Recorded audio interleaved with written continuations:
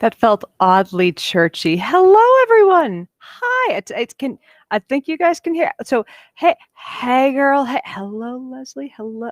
It's there's a good Jim saying good morning. You must be in a different time zone. Hello, Melissa. Thank you guys for. Sorry about the delay. So we had. I didn't get a chance to update the Chiron or the descriptor here. This was very sad. So my friend Jamila, my friend and yours, you guys all love my friend Jamila. She was having internet connection issues, and we worked very hard to get Jamila on here, and her internet was just not having it. It was just it was going to be like delay, lag, maybe one of us hearing the other, maybe. Anyways, but no Jamila today. More than likely Jamila on Sunday. We're trying for it, but it's partially Jamila she's in the middle of interviewing for a really fancy I'm praying to a god that I don't even think exists, because like look, we have our people that we love here, and I'm just like burn a candle, some sage, some whatever. If you believe in a god, pray to them for friend of the show Jamila. Anyways, I love you, girl. So anyways, there's positivity out there right now. There is a little bit. Look, I put myself into a little snow globe for today. We're trying to be happy.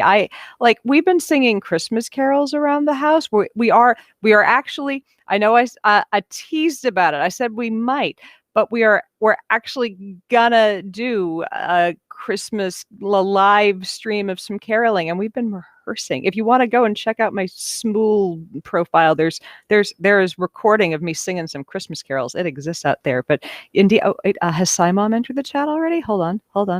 I missed my own mother. Simon has entered the chat. Anyways, but yeah, one of the things that I really I've been completely down about this time of year, because like I grew up in a very musical household. My mom grew up singing. I grew up with my mother singing in barbershop choruses and quartets, and so like not being home and singing Christmas carols with my mom is really bumming me out. And it's wonderful that like I live in a house that we have a music room here. We have a couple of really amazing piano players. Like we have just people who play every single freaking instrument in the house. So we're gonna put on a little show for you guys, like either Christmas or Christmas Eve. So there'll be live entertainment, and so I'm just it's been making the house merry, and I'm been really happy doing some singing. I didn't realize I still have some high notes. I have not killed them all with the amount of coughing I've been doing, with the amount of pot I've been smoking to survive this fucking lockdown. Anyway, so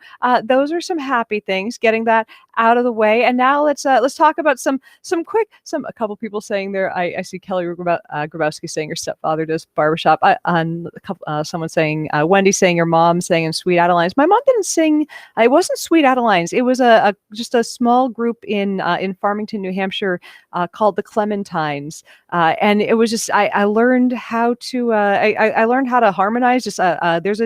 If you're not familiar with this at all, it's going to sound like I made this up, but there's a term woodshedding, where you just make up you improvise harmonies, and that is one of my few tangible skills in the music universe, is that I can improvise a harmony very well. But yeah, that's somebody just commented, anybody else having issues with audio and video not being synced?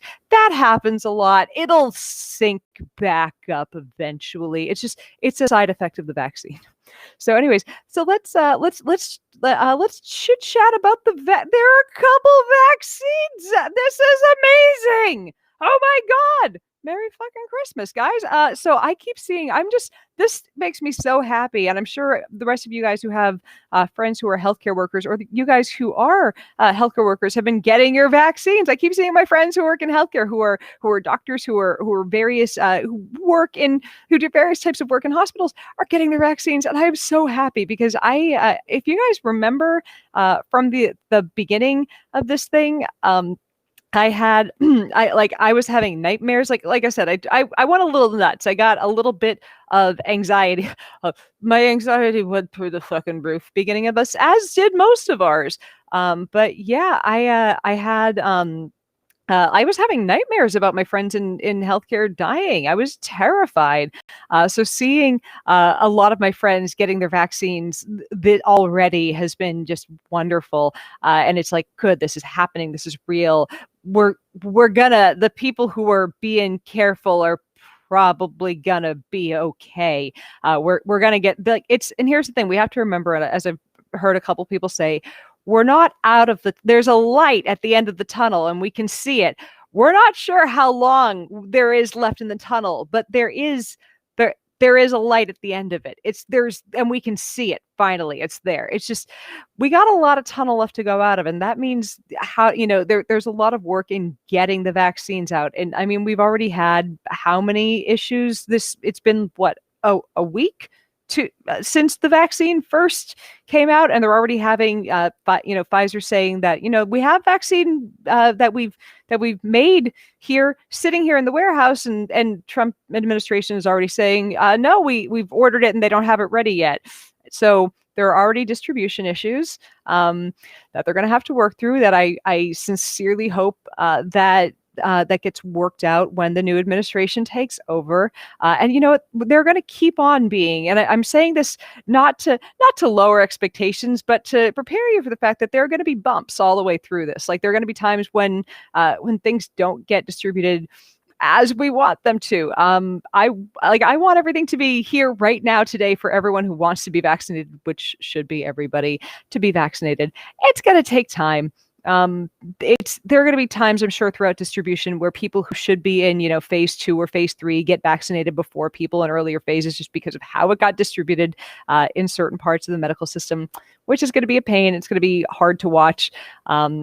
So anyways, I hope that we all get our vaccines as soon as we possibly can. And I don't know about you guys. I'm also like, are you seeing people who played down the pandemic earlier in it saying, yeah, I'm totally going to get my vaccine now? And you're like, you spread false information about this thing, and now you're all about, it's a little, it wears on me. It's like, it's as much, and I'm of two minds on this, like seeing, for instance, Mike Pence getting his vaccine live on television. I'm kind of glad.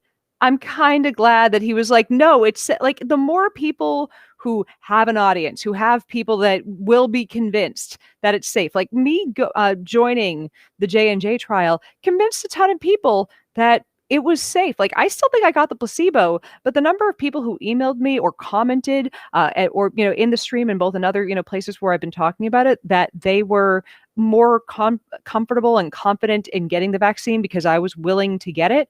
Like, it's a really good thing that Mike Pence did that. But also, fuck you, Mike Pence, for not taking this seriously, for writing an op-ed in the Wall Street Journal that there is no second wave. Like, it's thank you, but also fuck you. Like, I can be of two minds on this and not be a hypocrite about it, because I've stayed home and been honest about what's happening with this virus since day one. So I think I want to thank you. Thank you for doing this, Sarah. Like, there are a lot of my friends have said this, and I appreciate when you guys have. I knew that it had been that there was preliminary approval, but this just happened, and I did not realize it happened within the last hour. So Moderna's we have 2 approved vaccines now, and so we're going to have enough to vaccinate almost everybody who's already willing to get a vaccine within the next handful of months. Like, summer might actually happen somewhat normally in the US next year, which is crazy. I'm going to start making, like, and I know I've been the biggest harbinger of doom. So when I say something is not going to be terrifying, like, it might actually be a thing. It's like, when I'm optimistic about something, it's not bad, right? I'm going to start making plans for summer of next year, and I think they might actually stick. That's what in terms of, enough people being vaccinated, in terms of, like, you're still going to wear a mask because, like, you can still get the virus into your system and transmit it to someone. But if you're vaccinated, you're not going to get the disease. You're not going to get all those symptoms. You're not going to get the illness. So please go get your vaccines. Now, I've seen friends of mine, it's friends of mine who are pro-science, pro-evidence, already say they're not getting this vaccine at first. And, part of me is like, that's fine. There isn't enough for all of us. Just don't get in my way while I'm trampling through the door to get it. But it's there have been there have been a lot of it worries me that I see people who say they do adhere to the good word of science, be that are being like, no, I'm scared of this one, when this has gone through all the same testing. That I just want to let you guys know that Mr. Oliver is here. Mr. Oliver is here, and he needs love. He's what is it, boy? Oh, Oliver, you're drooling all over me, and you don't want to tell the audience what you have to say. What is it, boy? I know you need love. He'll be back in 2 seconds to keep just like my arm is soaked from drool from this cat. So it's just we have 3 cats here. They're just very different personality types, all of them. Oliver is he's our Spazimodo. He's very sweet, but spazzy kitty. Anyways, let's see. Moderna is Lauren O'Brien just commented. Moderna is testing in children now, I believe between 12 and 16 years old. It's in. Let's see. I'm just trying to catch up with a few of your comments on this now. But so back to just saying about seeing a few friends who are hesitant on on the vaccine. It's just it breaks my heart a bit because, and I get it. This vaccine was researched and done in a year, and people are like, that's just not normal. It's not normal. It's not the norm. But also look at what we were able to do when instead of companies, trying to, compete and try to, hide all their, this has been this kind of amazing worldwide collaborative effort to get, to get the DNA sequencing out, to get everything out, to try to make knowledge more available without doing a lot of the secrecy that we do in science, to try to hide our results so that we can go to market, go to publication, all that stuff that we usually do. So a lot of that stuff hasn't been the case. So the things that have been cut through faster than usual, and I think this is where people are unclear on what hasn't been researched on the vaccine, because people think this hasn't been researched enough. So we have just as much human data as we ever do with any vaccine. So there was, and normally with phase 3 trials, right? It's because we always go, phase 1, phase 2, phase 3, and before that is preclinical when we're doing animal trials, right? So phase 1 is making sure that it's safe. Phase 2 is kind of making sure or phase 1 and 2 are kind of figuring out what's the safety, what's the dosage, and phase 3 is looking for what exactly the efficacy is, and if there are any side effects that we didn't see in a large bit of the population. So, you test it in 500 people, you're not going to see the side effects that you'd get out of, out of a bigger sampling of the population. So we've gotten the same amount of human data that you get after 10 years of testing. It's just we sped up the earlier parts of the process, and it's because the things that went into this vaccine, the antigens, all the other bits of it, these are things, and I get it, this is an mRNA vaccine, so there are some parts that are new. So the mRNA itself, that's something that's new to a vaccine. But everything else, all the things that we use to stabilize a vaccine, those things that have been in vaccines for a long time, we just kind of cut the red tape on that. And that's not going to go in and change your DNA. That's the big thing about this is pretty much the safest. And I mean, I'm sure that there's someone who's going to have contention with me just using the term safest on this, but when there's, because there really aren't unsafe vaccines. We could get into a long discussion about that, but moving on, there really aren't unsafe vaccines on the market. But when people are like, could this get me sick with COVID? This is just messenger RNA for the spike of it. So basically that goes in, tells your body to make a bunch of spike proteins, and a T cell goes in and is like, what? No, fuck this, and learns how to combat that spike protein and remembers how to combat it later. And all it needs to remember how to do is combat that spike protein, because once it sees that, it knows how to combat the entire the entire coronavirus once it gets into the body, or at least it knows how to combat the thing that gets into the cells, which is what it needs to do to fight off the thing. So the fact that you only get that mRNA in there, you're only getting the spike replicating and not the virus. there's no whole virus. Like there's the whole virus is not in there, and no virus, the whole thing is not connected to that tiny bit of DNA, that little spike that's going in there. You cannot get sick from this. It's an absurdly safe class of virus. So a couple people are talking about, I'm glad that this was brought up in the comments. Thank you, Chris. The allergic reaction. So a couple people have had allergic reactions, and this was something. Now, people did have reactions through the course of the trial to all of these vaccines, and I posted an article from my friend Dr. Jonathan Howard, who was in the AstraZeneca trial, and right now, we're talking about Pfizer is the one that we know people had allergic reactions to. I believe it was a couple of NHS workers. I think they were nurses, but I'm not sure. I don't want to. Please don't quote me. But a couple people had allergic reactions, and when I say a couple, I mean two. And these are people who had a fairly substantial history of allergies. Now, the thing about this, and this is why I wanted this quote on the screen.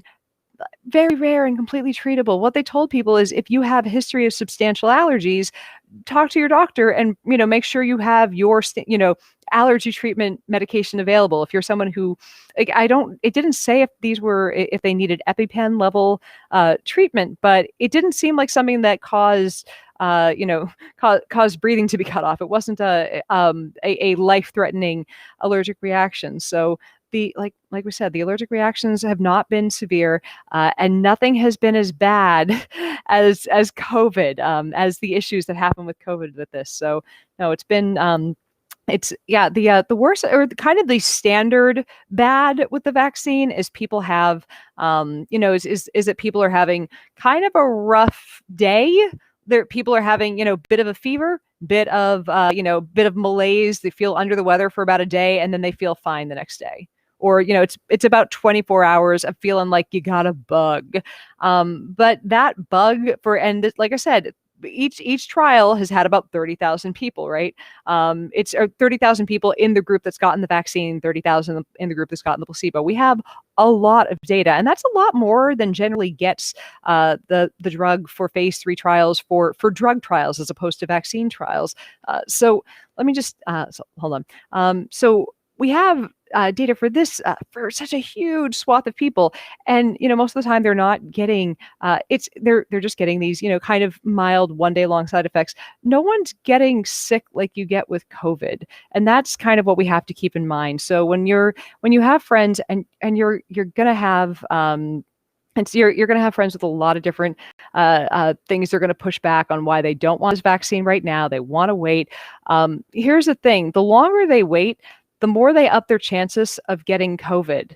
It's not a choice between a world in which they're getting the vaccine or they're getting nothing. It's a choice between, vaccine or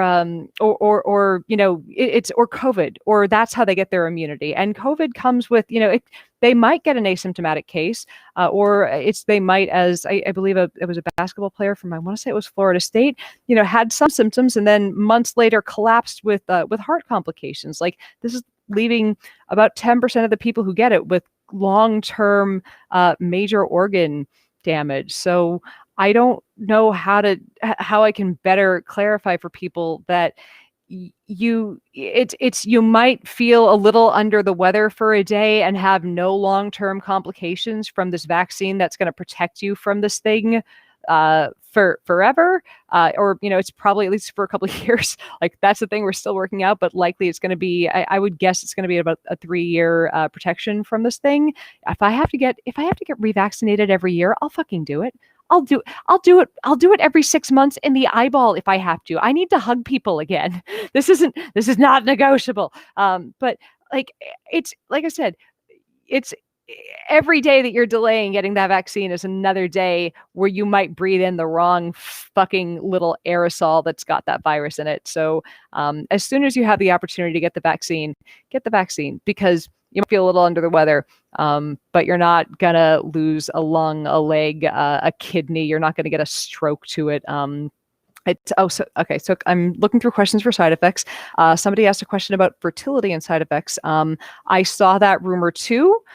It was a rumor. There have been no confirmed cases of people having fertility issues via from the vaccine. There have, on the other hand, been issues with people having, or there are reasons to believe that people have had are going to get erectile dysfunction as a side effect of COVID itself, because it affects your blood vessels, and it's it's a vascular disorder, or it's a disorder that comes in. It starts as a respiratory disorder and then it moves to your vascular system, and if it affects your vascular system, guess what causes erections?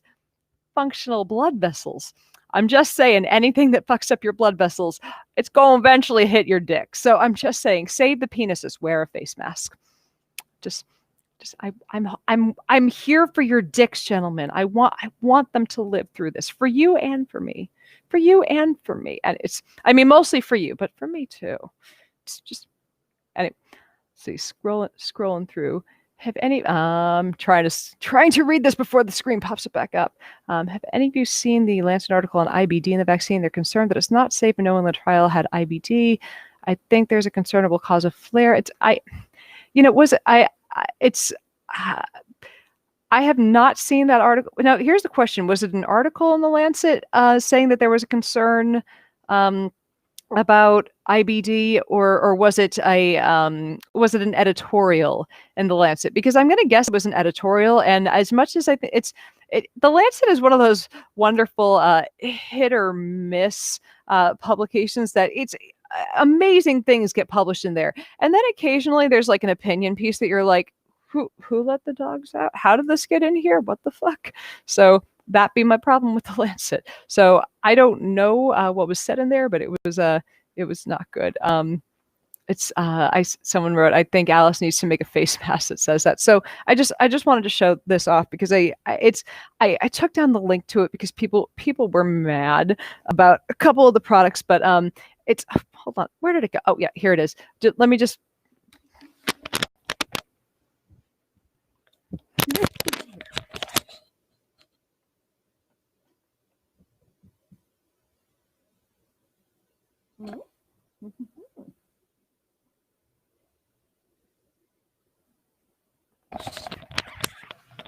It even has a pocket filter. Just wanted to show that off. So there is my newest my newest thing. So if you guys want the link, I'll post it in Discord. If you want the link to purchase that with the discount, I'll post it into the Discord server later. But I just don't want to type it into the chat. So that's there's that. I hope you enjoyed. You are welcome, or I'm sorry. So. But I just I'm here for your dicks and for the dick jokes. But yeah, just hope you enjoyed that. So I'm sure I was talking about something much more academic before I so rudely interrupted myself. Okay, this amused me. Just thank you for this, Mike. Come on, show. Well done, sir. I gotta slow clap that out. Well done. Scrolling through, but no, I don't. I hadn't seen the article in the Lancet regarding if there was any chance for it to cause any of the vaccines to cause issues with IBD, but nor do I think there's any reason to suspect that it would cause issues with IBD. All right, I thank you for posting the link to the Lancet article, and it's just, could someone I'm asking because I can't click on this midstream because I have no way to click on the thing from in here. What are the downsides to restream? I cannot click on the links in the post in here. Anyways, could someone tell me, is it an article or is it like an editorial? Because I believe that seems like something that would be an editorial, but then I don't know. So somebody asked, are there side effects after the second dose? So for whatchamacallit, for the Pfizer vaccine, from what I understand, I know some people got, more side effect, or got kind of a bigger response. Oh, someone said it's a correspondence. Peter Edward says it's a correspondence, so that sounds like a submission. Someone had an opinion. So that's I'll have a look at it after this, but like I said, I don't have any reason to think that a vaccine would cause then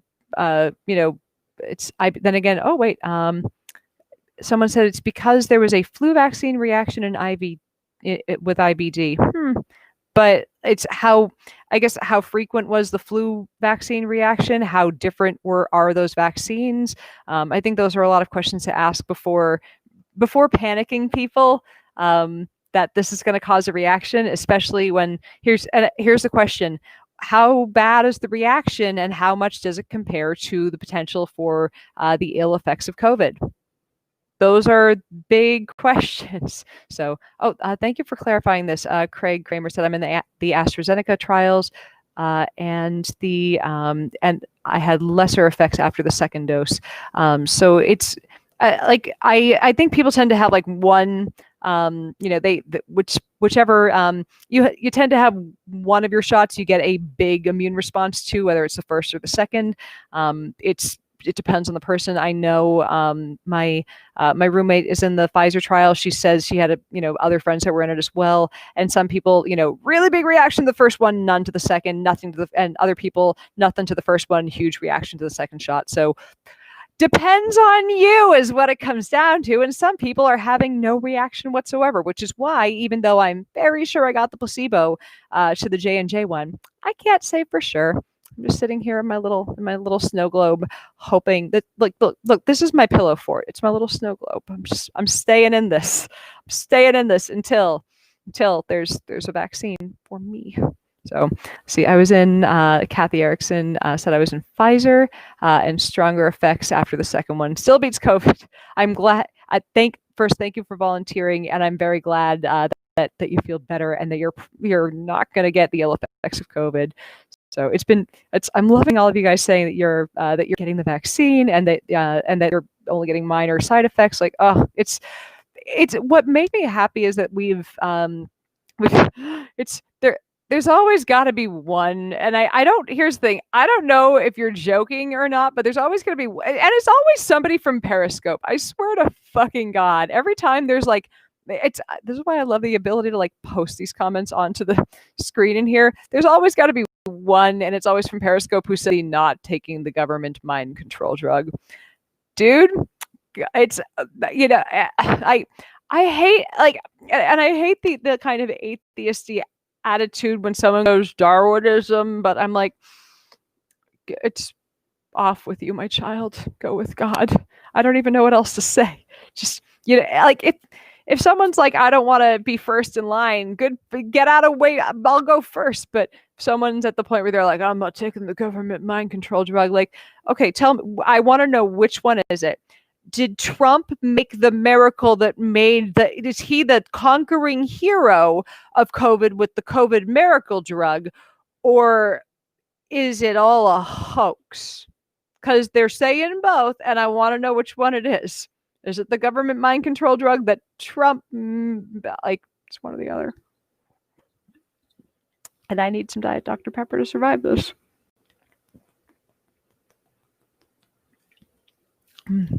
Oh, that's going to be a belch later. Oh, that's going to be a belch now. Pardon. I are very ladylike. So, Jason, see, this is a good point. Hold on. Let me try to click on the thing I'm trying to get you to click on. No, go back.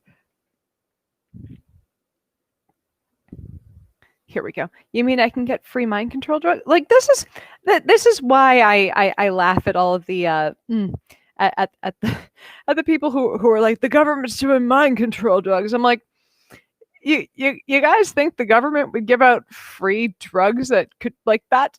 The government's not going to control you via drugs. They're going to control you via propaganda.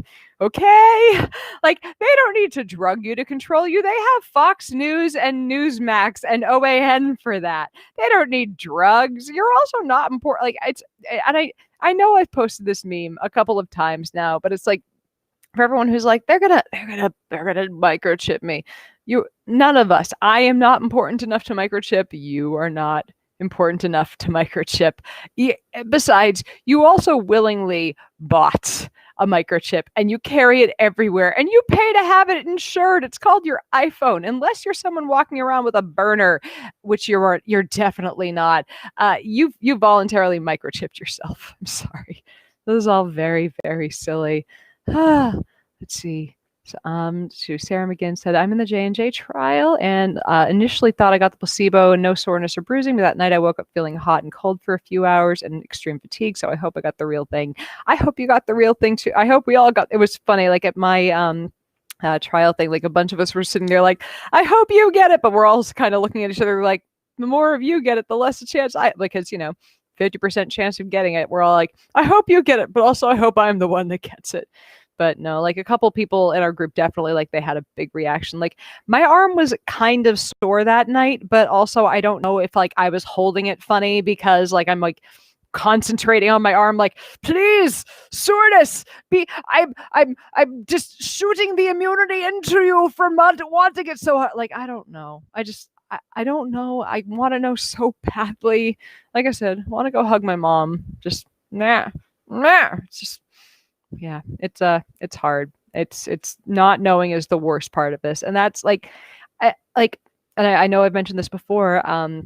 Whatchamacallit, Johnson & Johnson, when Pfizer said that they were going to unblind, and I believe they already have, Pfizer is unblinding, and they're going to be giving the people who had the placebo. I believe they're going to be able to cut the line to get the vaccine, and at first J&J was like, yeah, we're not going to do that. We're going to keep you in for 2 years. And I'm like, you think the type of people who stayed at home and have done everything they possibly can to avoid getting this virus and signed up for a fucking untested vaccine are going to wait 2 years, 2 years to go, fuck you.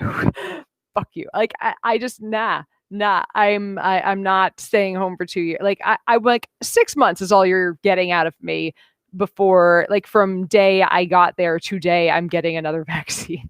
That's all you get. Like enough other people are going to go outside, fuck up, and get sick, and I'm not. I'm getting another. It's a vaccine is going to be shot into my arm sooner than later.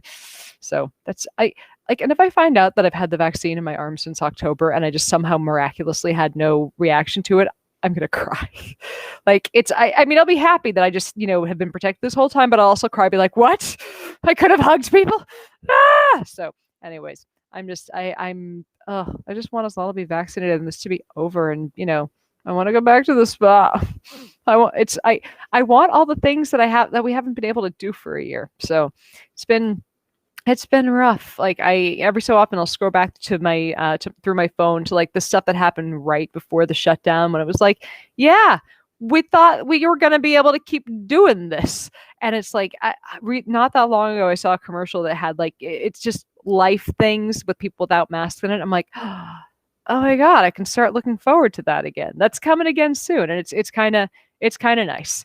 It's really nice. I'm excited. So it's I'm I guess as much as like I'm kind of overly emotional every so often because it's like, God, we're so close. If I get COVID right now, like if the pandemic is at a really bad time and we're so close to a vaccine and it feels like it's so easy to get it right now, like especially if you live in a big city like I do, and like the thought of getting COVID right now just it just eats at me because like we're so close to all being vaccinated. Just want this to be over. So hoping we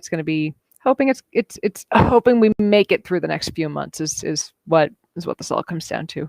Gonna scroll up through a little bit more of this. So let's see. Rupert Murdoch just had his first dose. The parrot, like what? Why is Rupert Murdoch getting? I just want to like the people I want vaccinated. Like I want Joe Biden and Kamala Harris vaccinated because they were telling people this is real and you should take it seriously, and they wore their fucking masks. I believe Joe Biden got it earlier today. Thank God. Like it's Rupert Murdoch's whole empire has been built on all the kinds of lies and misinformation and disinformation and propaganda that made this thing as bad as it was. So I just, I, it's not that I wish ill upon him. It's just that I could not care less if he fucking died. Same with all the rest of these assholes that have been just pushing misinformation from day one about this virus that are like, and here's the worst part. Like, it's hard to say they're personally responsible for, like, who is responsible for how much death?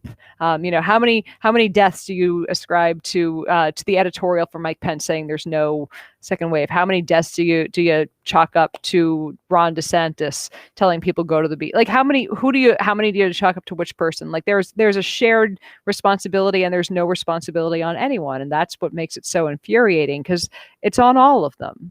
All the blood is on all their hands somewhere in there. And seeing them just, getting seeing them getting vaccinated first, it's like, really?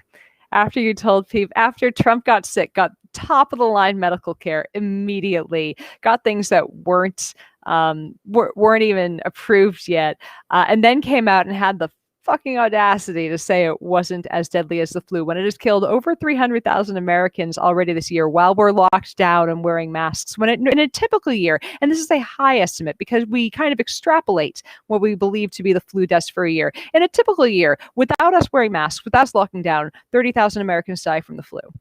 So it's over 10 times as deadly as the flu at a minimum.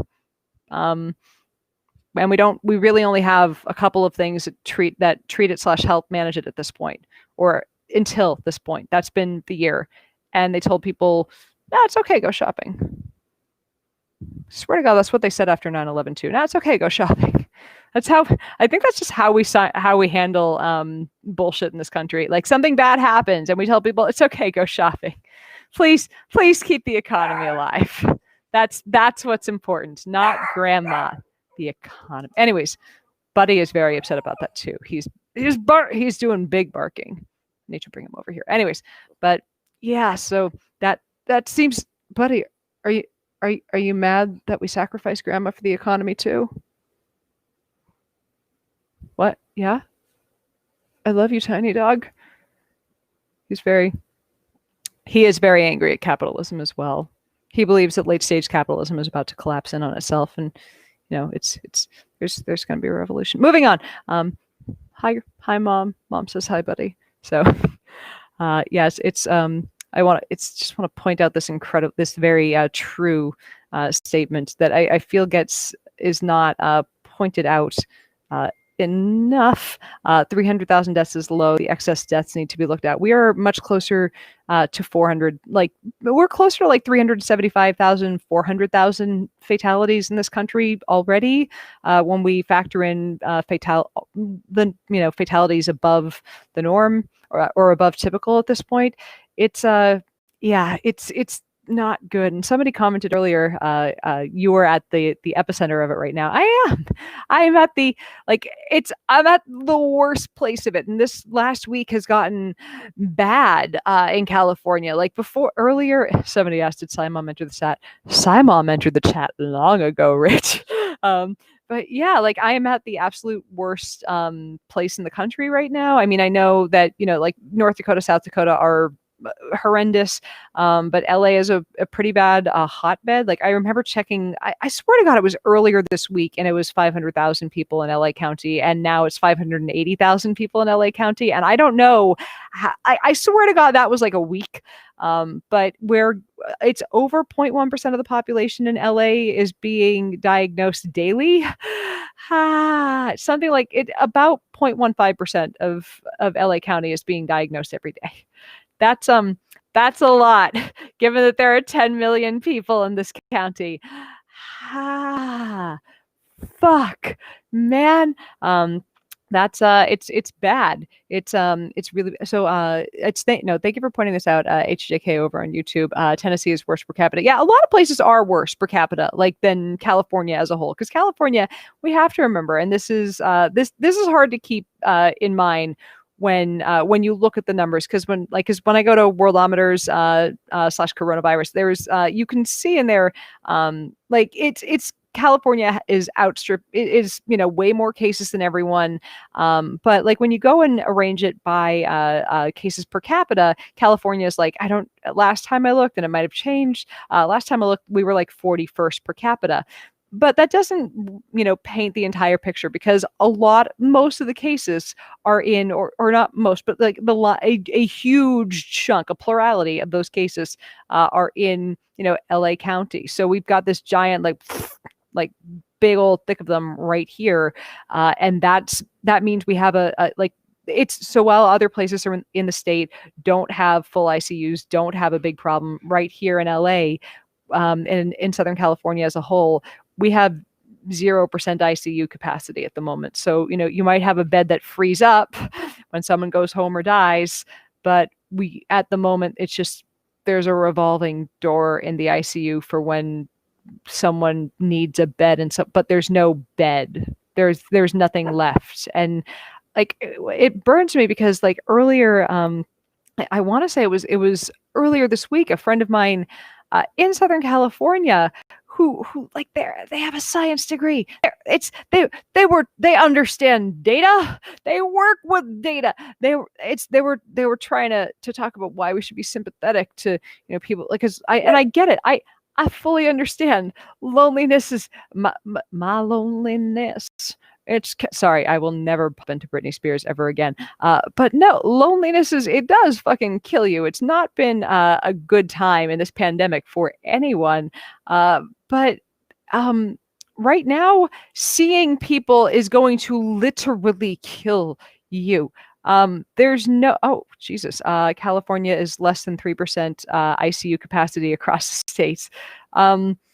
Yeah, so and this is why lockdowns are a necessary thing right now. So say you want to go visit your friend, you want to go skiing, whatever. I don't know I have no idea. Ski resorts I have no idea if Big Bear Mountain is open right now. I don't know. Say you want to go to do a thing that could, it sounds like fun, could be a little dangerous, but there aren't that many people around. Fine, whatever. You go do the thing, but you get yourself into a skiing accident, son. But you weren't near people. You didn't do anything that could get you COVID. But the ICUs are fucking full. I'm just saying, maybe respect the situation that the whole country is in, because none of us could stay home for 2 months last spring, huh? We did this to ourselves. We did this to our damn selves because we elected people who never had the political will to say, this is difficult, we have to stay home. We can't do this right now. This is not a good idea. We have to do something that we don't like. You gotta eat your fucking spinach. How can you eat your pudding until you eat your meat? It's just, that's what's happening right now. You don't get to do the things you like. I can't be compassionate to people who are knowingly doing a thing that's going to cost lives, like to a tangible, measurable degree. This isn't I think people saw when it was like down to 10 or 15% capacity, like they were like, I think the thought was there's still room in the ICU. When you're down to 10 or 15% capacity, that means there's not going to be room in a week. That's what it means, especially with the rate that California's cases were going up. We had a day in which I believe in the state of California, there were 60,000 new cases diagnosed. 60,000 in one day. And I believe there were between 2 days, 100,000 new cases were diagnosed in California alone. That's yikes. And I was looking, there's another website that kind of does projections. There are going to be days like just based on projections, based on how exponential growth works. We're not going to see the end of this for a couple months. It's going to be bad through February here, more than likely, as the curve drops off here. We're about to see our own. What happened in New York in the spring is about to happen. I mean, it's happening everywhere to their own degree. But LA is the only other place that has anywhere near the population density. And yeah, it's about to happen here. And the fact that people are like, but I still want to see grandma, it's going to make it a lot worse. Like the two holidays back to back are taking the two holidays back to back. The fact that this is cold and flu season, and with the dry air, tends to make viruses spread a little bit, airborne viruses a little bit easier. All that together, yeah, we're heading into a bad couple of months, and it's not gonna go away anytime soon. Just everywhere you walk into, you have a high percent chance of somebody in there, or somebody having, you go to the store, you're likely that someone who doesn't know they're infected has been in there. Wear your masks. Make sure you've got, if you can get one, get yourself a KN95, hopefully with a cloth one over it to keep it clean. That kind of stuff. This is don't do reckless things that could land you in the hospital right now. I don't know what else to say with that. Like, I've been, I pulled my shoulder partially out of the socket because Ehlers-Danlos happens earlier this week, and I've just been, I'm going to be blunt, I got very fucking high to deal with the pain because I don't want to go to the hospital right now. Like, I would rather just smoke a joint or three and go, this is going to be fine in a couple days.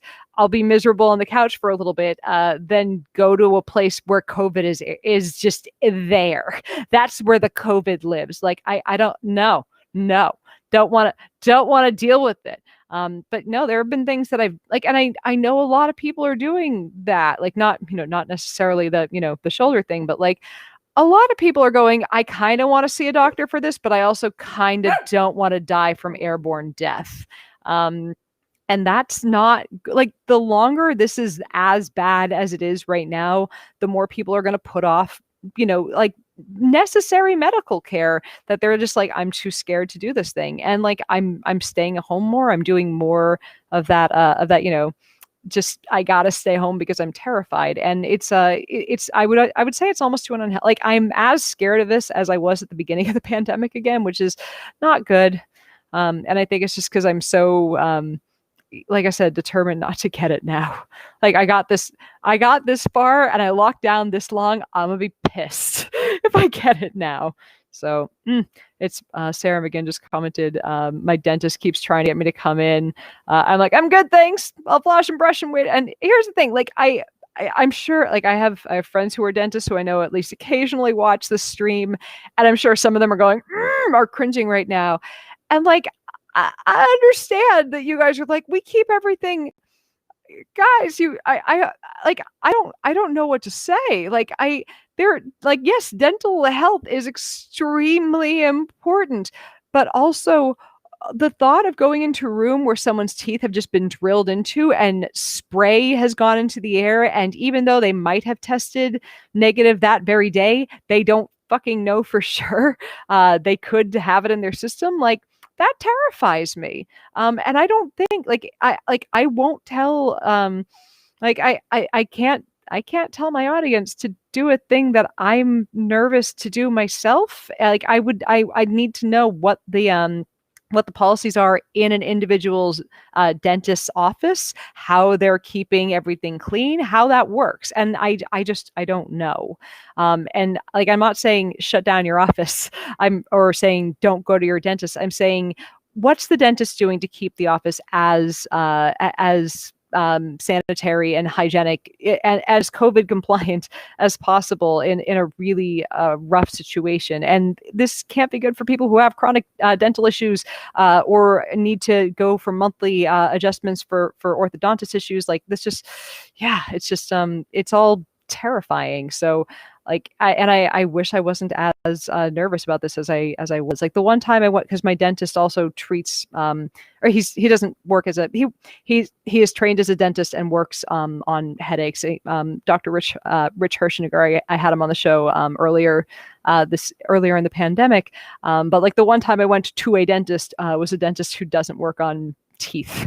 So I'm terrified of having someone drill in my mouth right now, or being in an office with spray from where people have had their teeth drilled into. So I don't think that's an unusual thing to be a little alarmed about. So that's just, eventually I'll get my teeth looked into eventually. For now, I'm just whitening them a lot so that they're pretty when I go to have my doctor tell me we need to fix some shit. So that's my plan. That's totally my plan.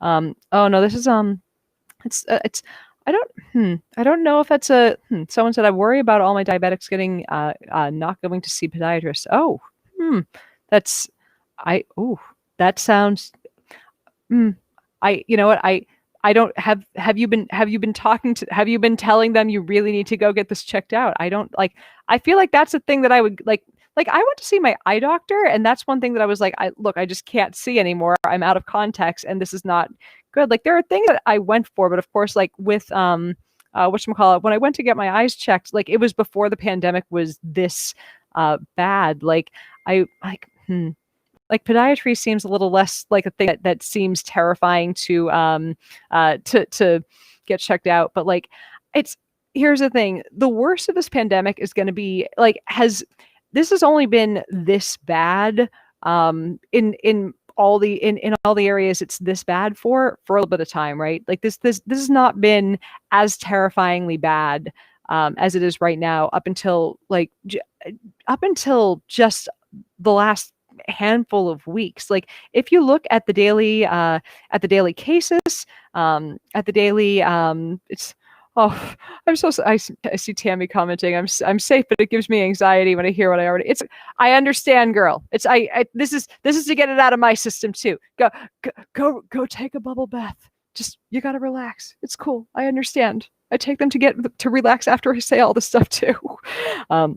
Anyways, but no, it's like here's the thing. The worst of this is going to be like the worst of this in each area doesn't last forever. 6 months of waiting for certain kinds of medical services, like getting a dental checkup, is not like if I had an emergency dental thing that I would go to take care of immediately. But like teeth cleaning, I can wait. Like shoulder being a little sore, I could wait. There were things I couldn't wait for. It's my last pair of glasses. There were things I needed, okay, but no, there are things that there are things that you can wait on, and there are things that you cannot when it comes for medical services. So yeah, like somebody commented Allison just commented I broke 2 teeth this year and needed to go. Yeah, like that's a thing you don't wait on. Like cleaning, I have been extra careful with a water pick and my flossing. It's like I'm sure my dentist is still going to look at my teeth and be like, "Oh, this was not enough." But do what you can. So, someone just commented my intestines are showing. If that's real, you should probably not be watching a live stream of a dick joke telling scientist. You should probably be talking to your doctor right now. Right now. I have to say, this is the best comment I've gotten today or will get. Thank you, Dana. Thank you very much. One day, if ever I get tech savvy enough or I'm not terrified of things falling into the tub, I'll do a live stream from the bubble bath, but I need a better bubble bath. And tech that is like, I need much more cord to reach my bubble bath is what it comes down to. Let's see. Scrolling through. Hold on a quick second. Oh, we're at the hour mark, and you guys know what this means.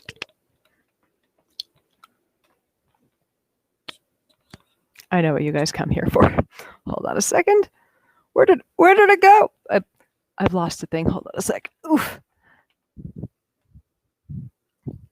I'm trying to scroll through a few of your comments.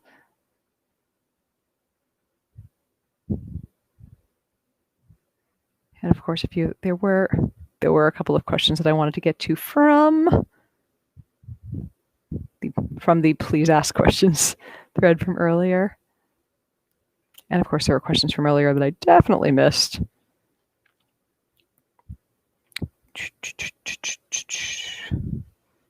I really hope that they keep going with these festive little these festive. I want to keep myself in a bubble. I'll be sad if this goes away.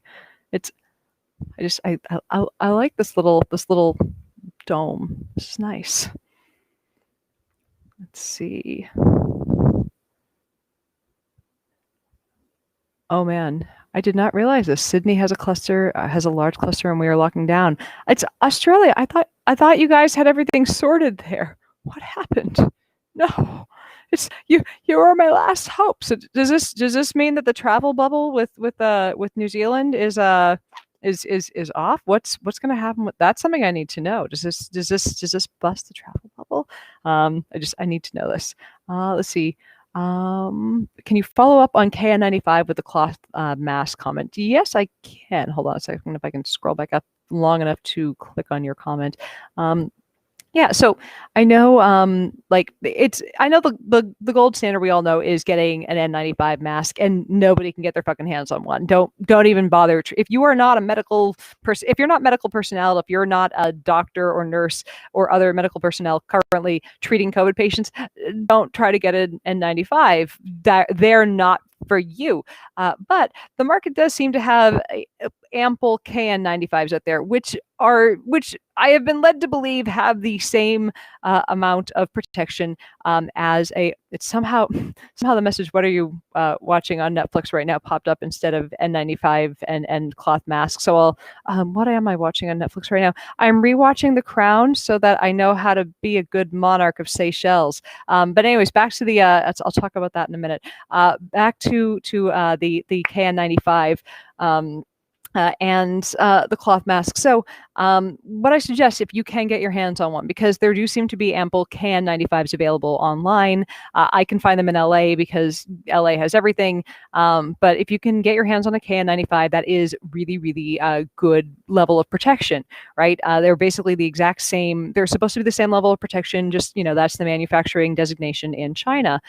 So get yourself, like I bought a thing of I believe, of 20 of them, and they cost, I want to say it was either 10 or 20 bucks. It really wasn't that bad, given that I'll wear them a couple times to the store with a cloth mask over them to try to stop them from getting dirty. So if you can get yourself a KN95 or a bag of KN95s for the store, not a bad idea if you can. If you're somebody who's going to be, if you're going to be in areas where there's a lot of human traffic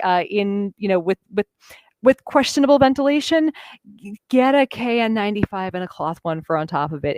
And like if you have to fly, it's bring multiple masks. Like if you have to be in areas where, if you're going to be traveling through and you're going to be in and out of multiple places, bring multiple disposable masks with you. I actually, when I'm shopping, I have a little baggie in my purse with multiple disposable masks with me. It's like, what if I'm in a place and I'm like, I feel like this place was just crawling with too many humans? I'm like, afterward, like as soon as I'm or before I get into my car, I'll take the mask off. I'm like, I don't want this in my car environment. It's going away. And that's, I'm very I'm very like conscientious of what on me has, might have had some shit breathed on it. But yeah, if you are doing holiday shopping, and I get it, going, who wants to be in a store, but sometimes you have to go and touch a few things and see what's out there. Bring multiple disposable masks with you. And if you have KN95s, please, a KN95 with a couple of cloth masks that you can swap out on top of it will keep you safe going in and out of multiple stores. Do what you can, stop the spread, please. I hope you guys are staying safe out there. So how long do you wear a KN95 before dispose? You know what? I should double check on that before giving you an exact number because I have just been wearing them for one trip to the store because I'm spoiled. And I understand that I'm spoiled. I live here and can go buy another bag of them anytime. There's tons of them in LA. It's so I try. The reason that I only wear them once is because I consider them contaminated after that. But I think if I had beginning of the pandemic, I had one N95 and I wore it for weeks. So if you have nothing and you only have one N95, it'll work better than anything else. But since we're in a state of the pandemic where I'm terrified that anytime I go into the store, there's somebody breathing COVID near me. And beginning of the pandemic, there was such a low chance of somebody having COVID. So it was yeah, I can wear this mask for weeks. Just put it on the dash of my car and it'll disinfect from getting UV light on it. It'll be fine. But man, having those nice flat whatchamacallit, those nice flat KN95s that I can just pack like 5 of them into my purse and have them ready to go has been good. So that's if you have the availability and you've been in a large store where there have been a lot of people and it just, you've seen people with masks kind of hanging off their face, as you do sometimes. It's if you like I said, if you have them available to use once and throw out, use them once and throw them out. It's just better to not deal with the contamination risk. So that's optimal use. But if you've only got one, it's like I said, I leave them in the sun to decontaminate when I'm down to my last. Let's see. Sylvia Mary asked, I wash my KN95 in hot water and detergent for an hour. Is that okay? I don't know what material you're using, but I think that would hurt the structural integrity of the mask. That is my guess. But yeah, its KN95 should, like I said, should generally be single use. But I know that a lot of us are operating on we are on poverty standards right now. We're doing what we can with what we've got. So let's see, I have let's see, Bridge just said I have 5 KN95 and wear a cloth over it. I store them in a brown paper bag each day of the week so I can wear it again. Yeah, and I mean that's kind of become, unfortunately, standard in healthcare. It's like wear them, put them back, change them out, and it's like if you're someone if you have access to more of them, one wear. If you're someone you're going to work and wearing them and you've only got a limited number, reuse and put them into a place where you can keep them sterilized by if your hospital has given you a method by which they approve to clean them, please follow that.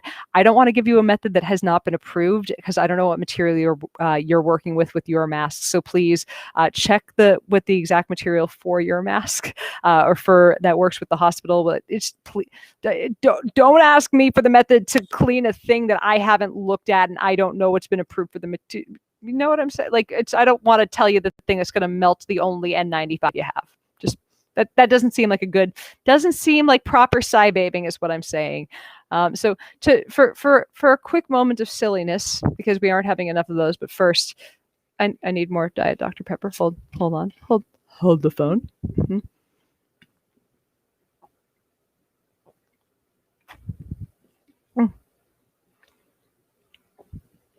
So I accidentally declared myself Queen of Seychelles, and it seems to have stuck.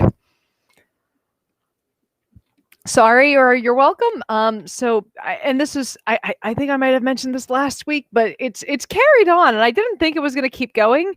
So for those of you viewers just tuning in, so so because some of the weirdness of Donald Trump suing, like Texas suing Pennsylvania and New California and New Nevada suing wherever. Pardon me. One more. There's one more in there. It was tiny though. But all these random states suing all these random other states to try to overturn the election. I was like, is that how being in charge of a country works? Can I sue Montana to become Queen of Seychelles? So I realized now that the Electoral College has submitted their votes and Joe Biden's president, he's president. We all understand this. Like, this is the reality we all share because we're not crazy people. This is our shared reality. And now Stephen Miller's like, we're gonna have alternative electors. So that Donald Trump can he's just gonna go to MAGA. He's just gonna go to Mar-a-Lago. It's gonna be MAGA-Lago now. He's just gonna go to Mar-a-Lago and give orders for a government that doesn't listen to him. He's just gonna pretend that he's gonna be the fake president. And there are going to be fake electors that tell him he's the president, and he's just going to he's going to push little pieces of risk around a board, and they're going to be like, yes, Mr. President, you're still presidenting. So I decided that I can still be Queen of Seychelles if that's how they're going to fucking play that game. And I realized I have I have no just like most modern monarchs, I have no power. All I'm here to do is say, well done, Seychelles. Good job. Keep doing what you're doing. I'm very proud of you. I'm here to cheer you on. So that's I'm I'm not going to do any imperialist shit, like go over there and try to take over the place. I'm here to be queen from my attic. It's a work from home gig is my plan. So that's all we're doing. So just wanted to let you guys know I'm self-declared monarch. But there's no nothing happening with it. Like it's an on the DL gig. So, but Jesus Christ, I'm just how fucking like do you have to be at the point where like the electoral everything is said, nah, you're not in charge, and you're still like, but could we have alternative electors? What about second electors? 11sies, afternoon electors. Oh my God, how pathetic are these people?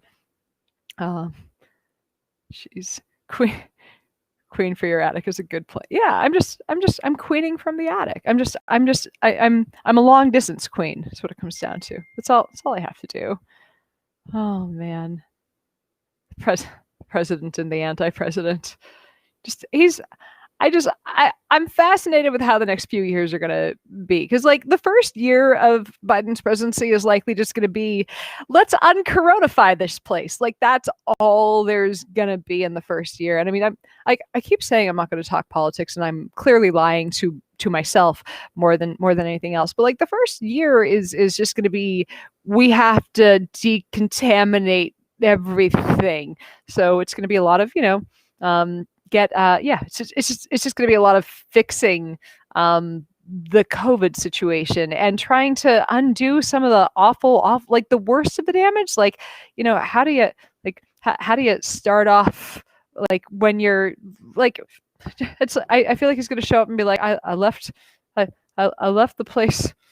Like we left it looking one way. Let's try, like we were trying for progress. We got to dig back to surface first. So like one thing that and just quick aside, like as I often do, like I feel like a lot of people who are on the far left, and I'm like 70, I'm definitely not a centrist like Democrat. Like I'm about 75% of the way to the farther corner of the lefterly bit of the party. But like I feel like people on the very far left of the party are going to be disappointed.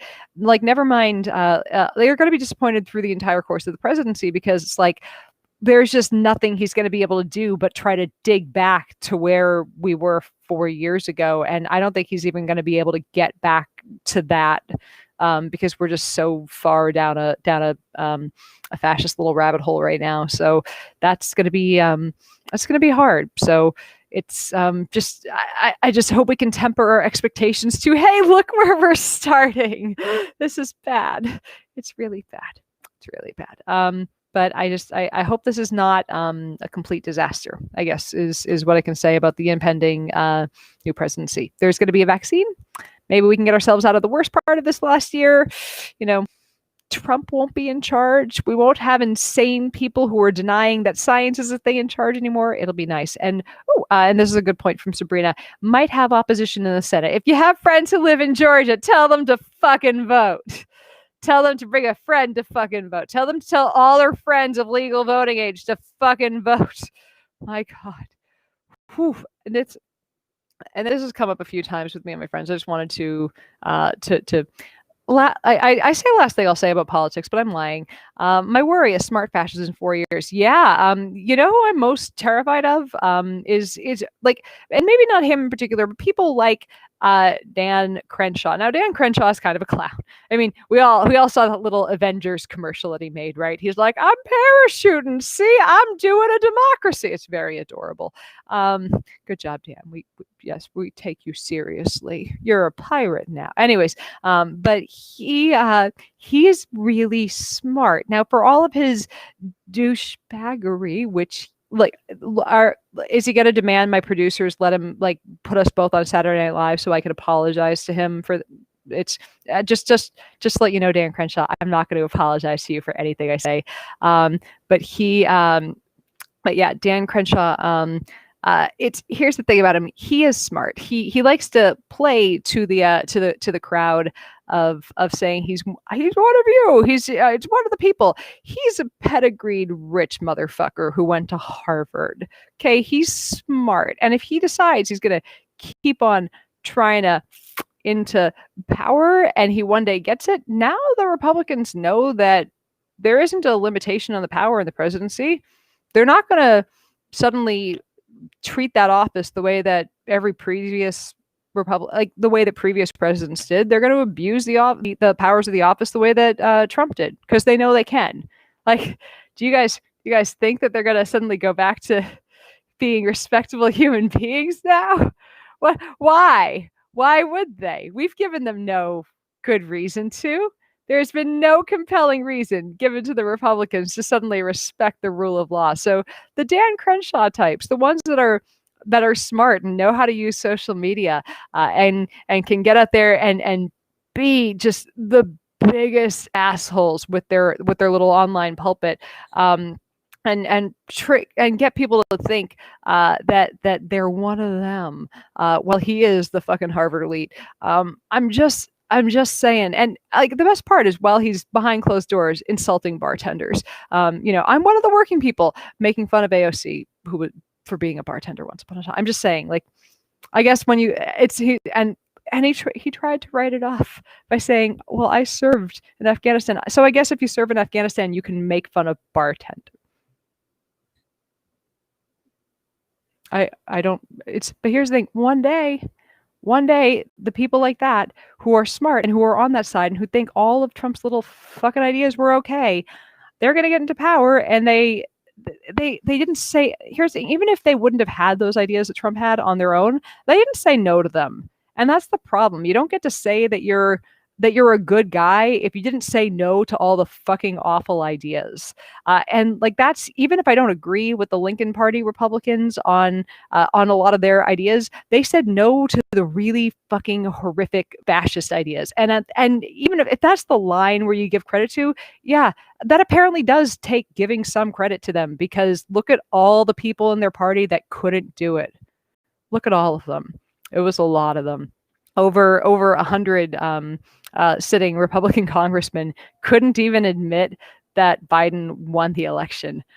After so many Republican governors were like, look, we didn't want this to be the case, but it happened. It's just, yeah, it's a little sad at this point, but that's where they are. So yeah, it's there's a little bit of fascism over there. So I'm a little terrified about what happens when, like I said, when a smart one takes over. The Dan Crenshaws are going to be, if they ever figure out how to not make commercials that make them look like a complete and utter dickbag, yeah, they're going to be dangerous when they get into office. Because, like I said, if you guys can figure out, it's anything that we've done, anything that's made them think this is a bad idea. Like, I'm almost sure if it hadn't been for the pandemic and the ensuing financial collapse, Trump would have been reelected. He definitely, like, he almost certainly would have been, but it's the economy, stupid. People vote their wallets. Like, that's a big part of the reason why he lost. So yeah, that awful human being, that would have been reelected. Definitely would have been reelected if it hadn't been for a biological bomb that just got dropped on this planet. But he just made everything so much less livable after he was unable to handle something real that he had to be responsible about. So that's where we're at. But yeah, the next fascist isn't going to be that dumb. Like, there's no way to argue that. Like, they're going to look at what Trump was, what the biggest idiot in America and all of his idiot friends were able to get away with, and go, oh, well, look what I have here. This is wonderful. It's going to be worse. So yeah. Anyways, so let's go back. Let's go back to a tiny little bit of science for a minute, for a minute or five. I'm gotta wrap this up soon. Hold on a quick second.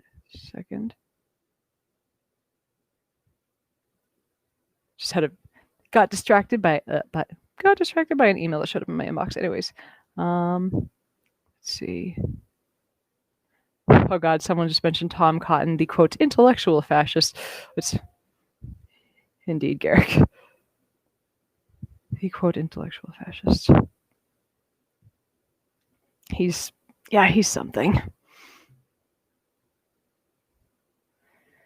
I've seen some of his writing trying to say why we needed some of his writing partway through the pandemic on why we needed more of the what was it? He was trying to say why that the 1619 project needed to go away, and anyone who taught it was yeah, Cotton has problems.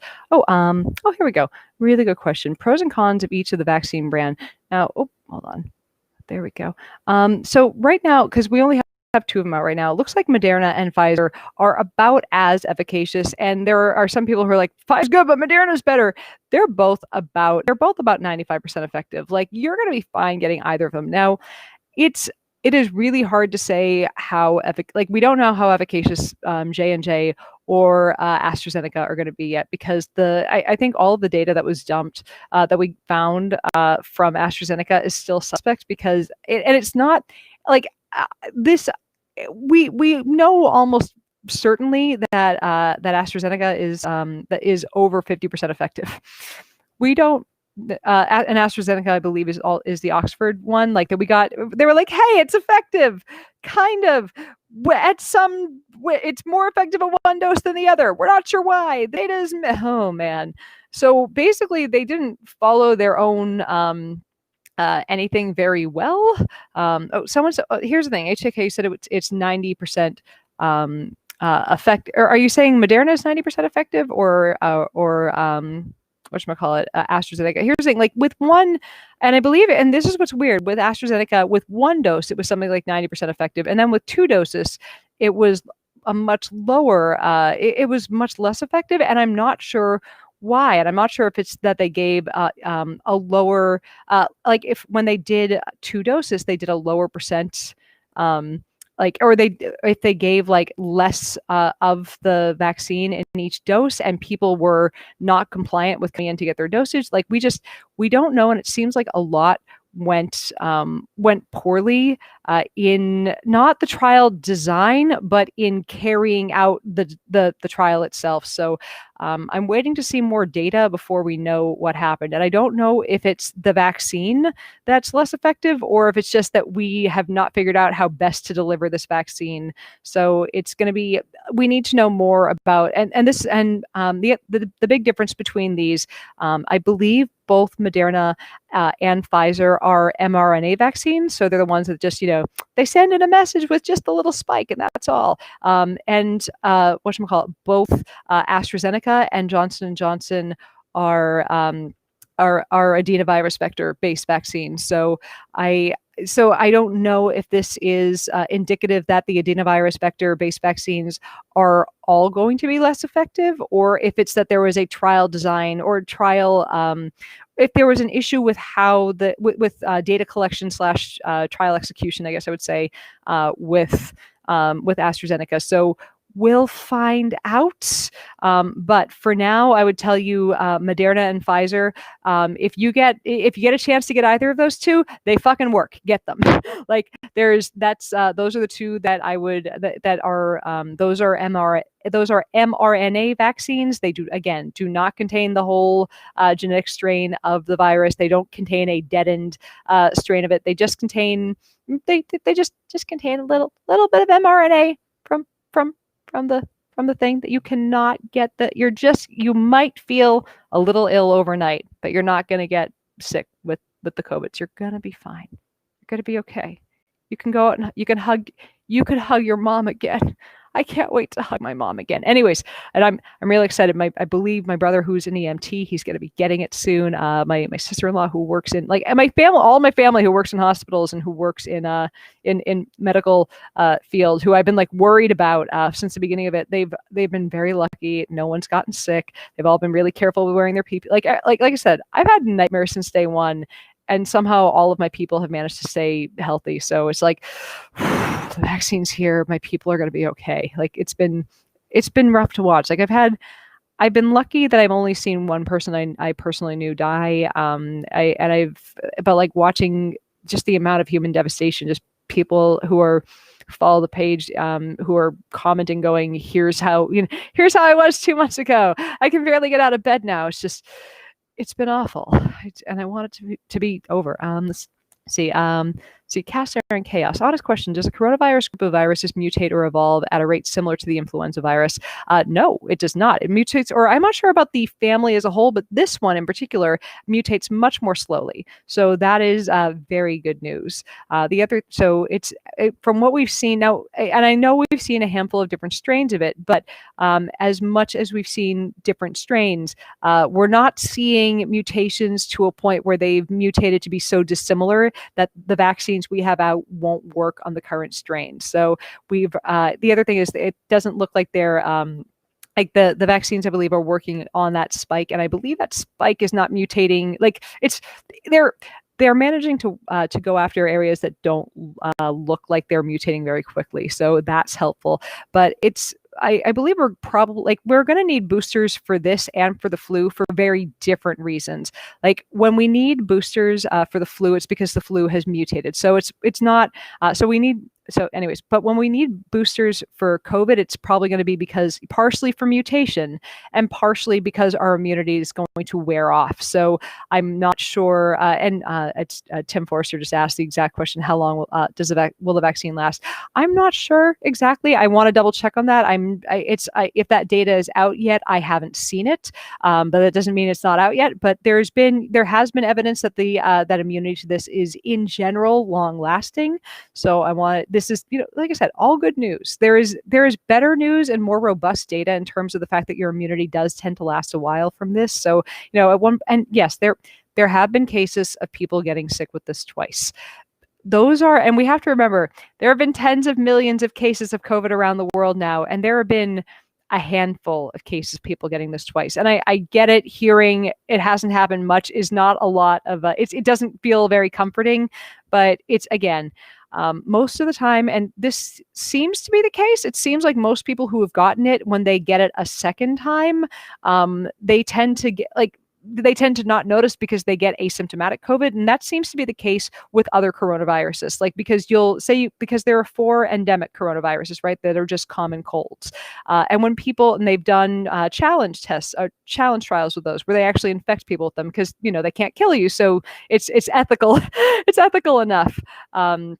To do a challenge trial with something that just gives you common cold symptoms. So those 4 endemic coronaviruses that just give you a cold, they've infected someone with it, or they did a trial where they infected people with it, and then a year later, people got the antibodies, and a year later they exposed people to that same coronavirus. And if I recall correctly, everyone in the trial had a reduced amount. They either had no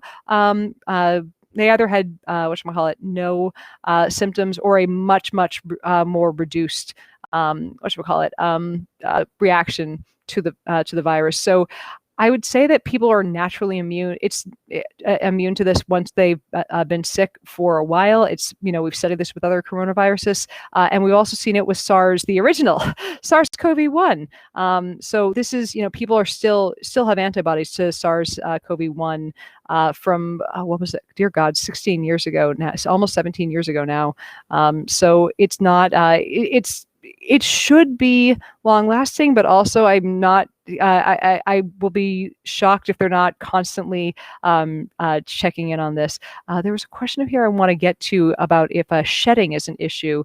Here's the thing: shedding is an issue with live attenuated vaccines. This is not live attenuated. You cannot have vaccine shedding. People are worried about shedding in terms of, can you give somebody a virus from a person who has been injected with a vaccine? You can't give a person a virus from a person who's gotten a vaccine that doesn't contain the whole virus. So it's not a live attenuated. You can't shed from a vaccine that just has the mRNA. So these are absurdly safe. It's kind of nice how safe these things are. Like when we've sped up the trials, like we haven't sped up, we haven't cut research out. It's just there are parts of these vaccines that have already been researched before that we were like, hey, we've already got clearance. We're just putting these things that we already have the research on with one new thing with this mRNA bit. So we're just seeing if this works and is safe. So it works and it seems to be safe. So why is it always on fucking it's always Periscope. Someone over on Periscope never had a flu shot, not dead yet. You know, maybe you'll cough on a person that'll die from it. And why do you got to be an asshole about it? I've had I don't know, I've had the flu maybe twice, but definitely once in my life. And that one time I was coughing up blood for 6 fucking weeks. I'm just saying, the flu is not pleasant. Why would you want to get a thing that makes you sick and miserable? Why not just get an injection that makes it not happen? I don't like, why don't you go and fuck with smallpox too? Like, why is that a thing that people are like, I don't know if you're bragging that you haven't gotten it and haven't gotten the flu shot. I can't tell if you're saying this is a reason why people shouldn't get a flu shot, or if this is your argument against all vaccines. But it's a bad argument, and I'm tired of hearing it. It's not based in science. It's a stupid fucking anecdote. And when you know that people have died of this disease, why are you even saying anything about not getting the vaccine? Just go get the fucking vaccine and stop being such a tool bag. Jesus. We're living in a time when people are filling up hospital wards with pneumonia secondary to this respiratory and whatchamacallit, to this respiratory / vascular disease, and people are like, I don't want vaccines. And the response on why I won't get the response from Tim on why he won't get the vaccine is because there's no guarantee you won't get the flu.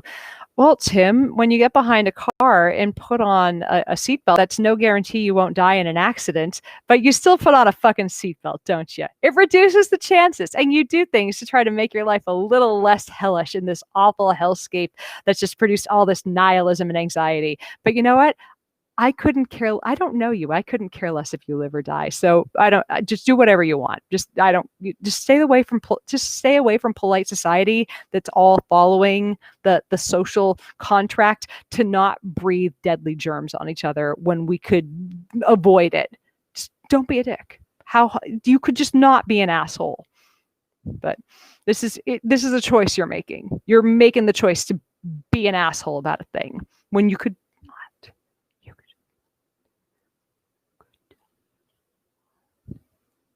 Anyways, so, but yeah, when people are just like leaning in, when they're like, how could I be worse about this? There's a disease that's out there that's hurting. Like, here's the thing about getting your flu shot, and I just want to remind you, there's only one. Like, eventually we're all going to have access. We're all going to have access to the COVID vaccine, which I'm very excited about. But right now, there's only one thing stopping you from getting both COVID and the flu, and that is your fucking flu shot. So please, if you have not gotten this seasonal flu shot yet, get your fucking flu shot and wear a goddamn mask. And don't fuck people named Tim Forrester. I'm just saying, at least not that Tim Forrester, because he's not getting his flu shot, and you don't know what he's coughing. I'm just saying. Anyways, get your flu shots. So let's see, where are we at in this? I feel we've covered quite a bit today. I'm just having a quick peek at some of the things that I at least said I was going to discuss. Hold on. Let's see. Anyways, as I said earlier, I just want to, let's do. Yeah, I think I've gone through all of the things that I was planning on getting through. Are there any questions that I missed from you guys? Because I know there were a bunch of them at the beginning of this that I just completely, as usual, missed while I was trying to get through the stuff I wanted to talk about at the beginning. I'm going to try to see if there were any questions from, let's see, from the pre-stream. Hold on. Glad to see a couple of you guys got your flu shots earlier this year. Let's see. One person asked, and this was interesting. Someone asked, hold on, where did it go? No, come back.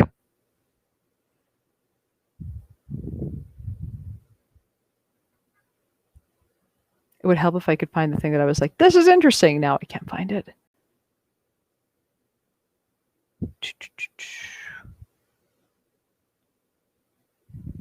Oh, here it was.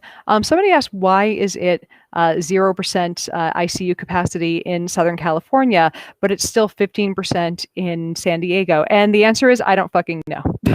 I don't have a clue. I don't know how if they do, if somehow San Diego is considered its own region separate from Southern California, even though if you look at a map and you're like, oh, there's California and there's a southern part and there's San Diego, and clearly I have eyes that can see, and that is part of the South in California. I don't know. I wish I had an answer for that. Let's see. So somebody asked, last week you mentioned that 1% of Californians had tested positive. Did you mean positive test results returned that day or currently active cases? I said that 0.1% of Los Angelanos had tested positive that day.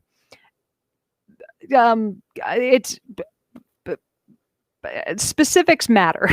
So, and I understand I get it, really easy to forget those things. This is why I always say, if I've forgotten a thing a couple days after saying it, please fact check me in the comments. Very easy for me to, ever forget? Happened to me. Let's see. Here's a really good point over here.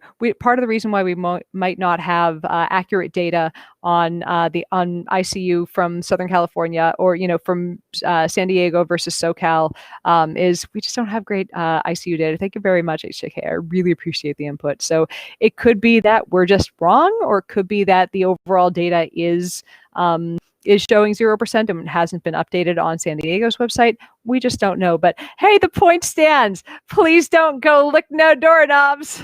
It's probably a bad idea. We'll get there. Let's see. Scrolling.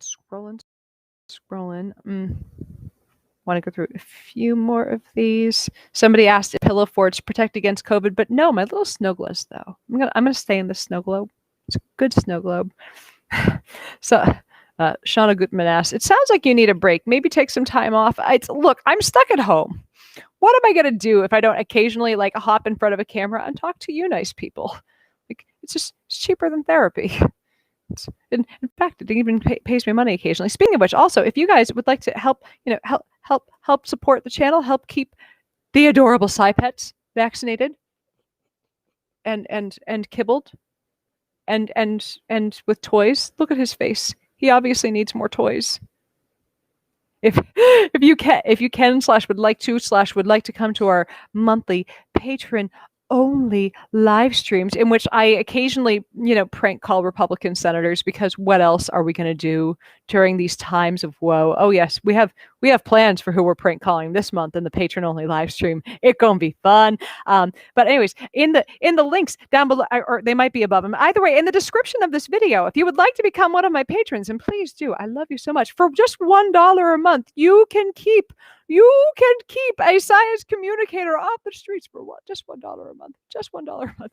Someone over in Twitch said, "Oh my God, you do prank calls just for my patrons, though. Just for my patrons. So if that's worth $1 a month for you, for the patron only live stream, come sign up for my Patreon. Patreon.com/SciBabe. Just come join. We have a nice long Patreon live stream, and there are fewer of you guys, so it's just us. It's just us on a Saturday afternoon hanging out, being very silly. And I just look, there are so many Republican senators for me to give my opinions to, and I have a lot of opinions, and we have so many things to tell them. But also, if you want to make a one-time donation to help, to help keep pirate ship afloat, there's also my PayPal. And also, if you just feel like sending me candy, because look, I want to get back down to the size 6 jeans that fit last year. But if you want to help thwart that effort, my Amazon wish list is down there as well. And candy.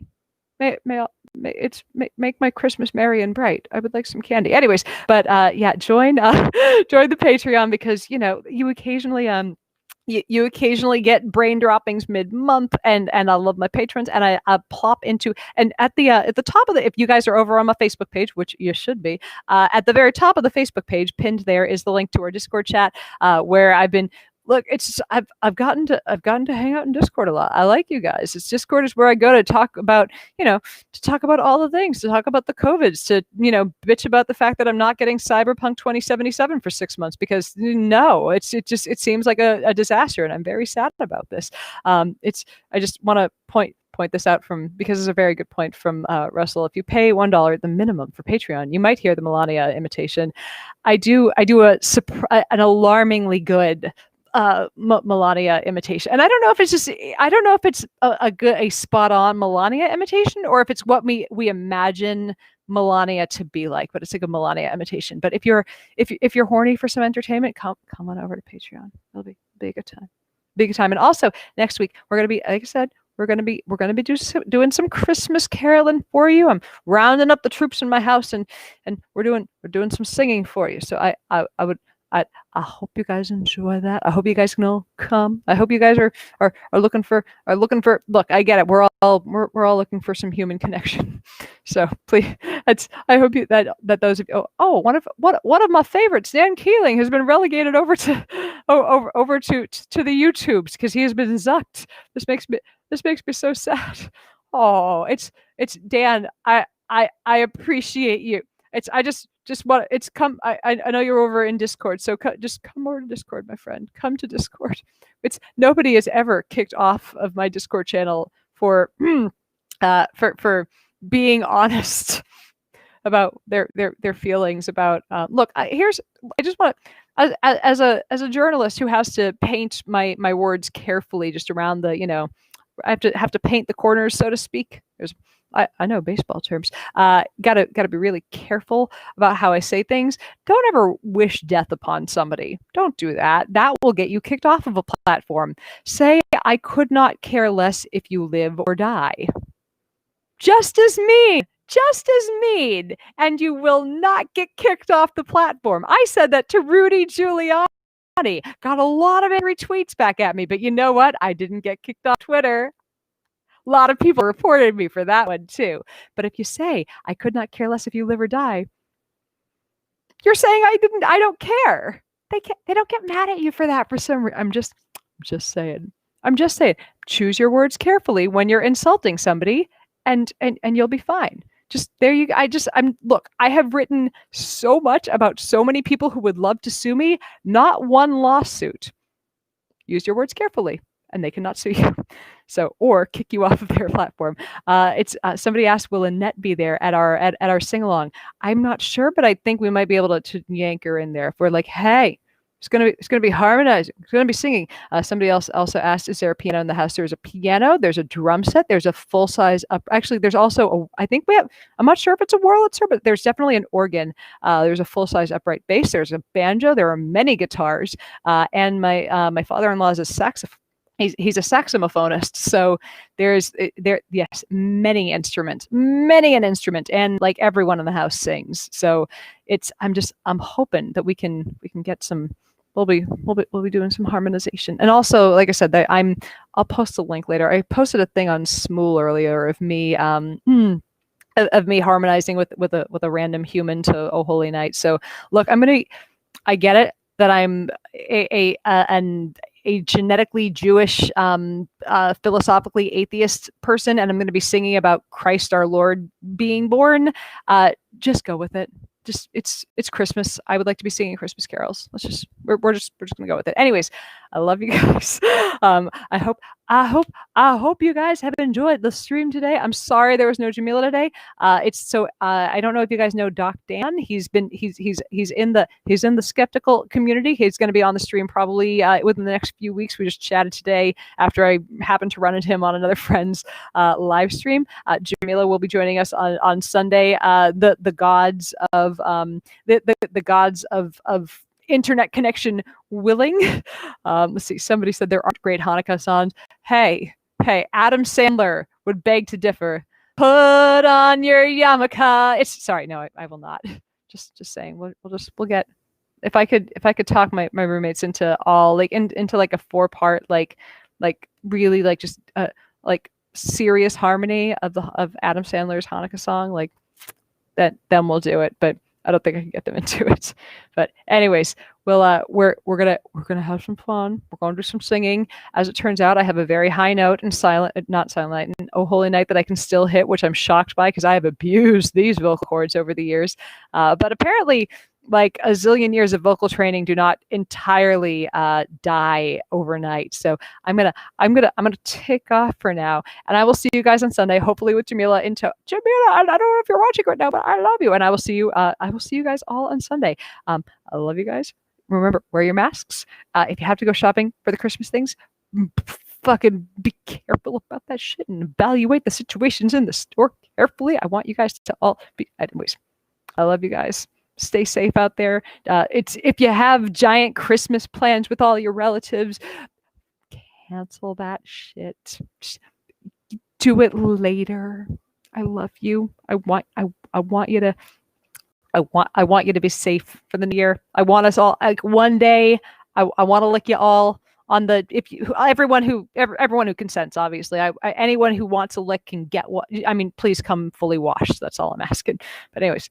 I want us all to make it in one piece, hopefully hopefully with immunity from a shot in the arm, not with suffering through the COVID. Anyways, love you guys. I'll see you on Sunday. Bye.